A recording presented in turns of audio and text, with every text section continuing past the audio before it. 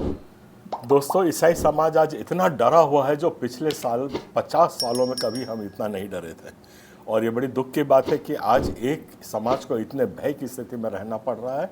ये हमारी आज़ादी का ही हनन हम मानते हैं।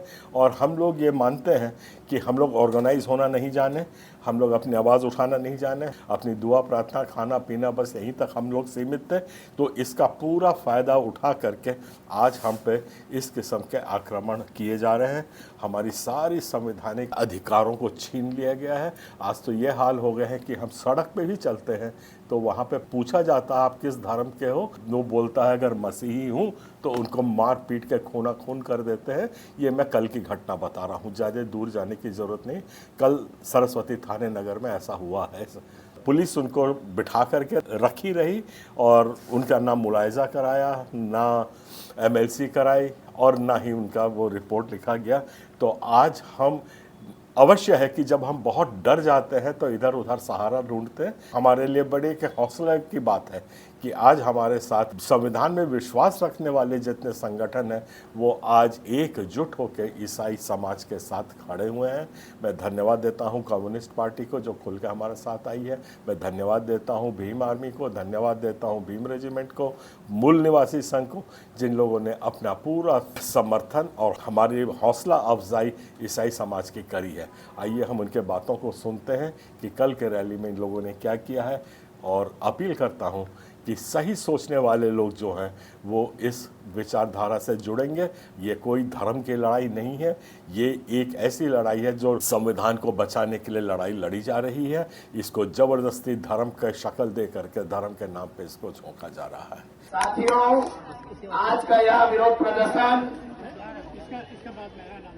हम लोग इसलिए करने आए हैं कि सत्ता के संरक्षण में ये मनवादी गुंडे हम लोगों को, हमारे ईसाई समाज के लोगों को चर्चों में जाकर मारपीट करने का काम करते हैं।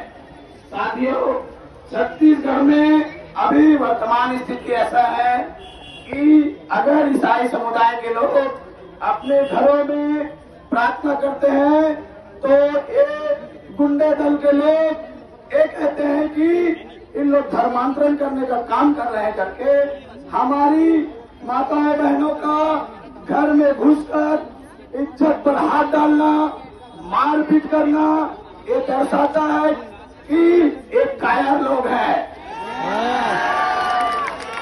सम्मानित साथियों, भारत देश धर्मनिरपेक्षता पे आधारित है। सबको जब अपने अपने धर्म का प्रचार करने का अधिकार संविधान देता है तो इनके बाप दादाओं में कहां से तर्क पैदा हो जाता है। सम्मानित साथियों, मैं आप सबको बताना चाहूंगा कि सत्ता के संरक्षण में इन गुंडों को पाला जा रहा है। संविधान की शायद इन लोगों को पता नहीं है कि संविधान की ताकत क्या है। शायद इन मनवादियों को नजर आ गया होगा। क्या साथियों, हमारी एकता को चैलेंज करने की कोशिश ना करें। मैं इन मनवादियों को इस मंच के माध्यम से समझाना चाहता हूं या चेतावनी के माध्यम से बताना चाहता हूं कि दोबारा हमारे ईसाई समाज के भाइयों के साथ, हमारी बहनों के मान सम्मान के साथ खिलवाड़ करने की कोशिश की तो ये छत्तीसगढ़ को बंद करने का काम करेंगे।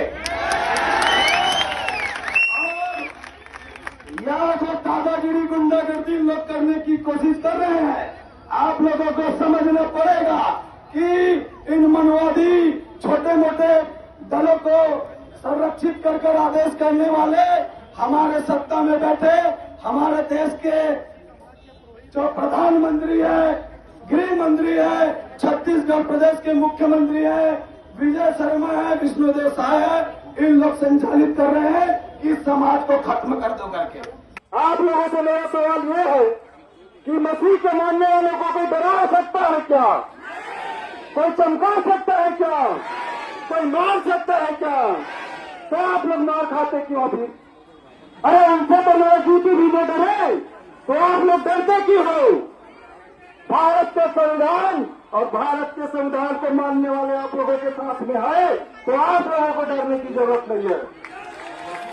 दूसरा सवाल मेरा शासन प्रशासन और सरकार से है कि जिस धर्मांतरण का आरोप लगाकर हमारे मसीह समाज के लोगों को FIR करके जेल में डालती है सरकार, तो सरकार मेरे को एक बात बताए, धर्मांतरण करने का काम तो कलेक्टर का होता है, कलेक्टर के बगैर उसके दस्तखत के बगैर कोई भी अपने जाति और धर्म नहीं बदल सकता, तो फिर एक सरकार क्यों हमारे ऊपर धर्मांतरण का आरोप लगाती है? सरकार के पास थोड़ा डेटा है, हम लोगों को उनसे पूछना चाहिए कि सरकार जो है धर्मांतरण का आरोप सरकार बताए, कलेक्टर बताए।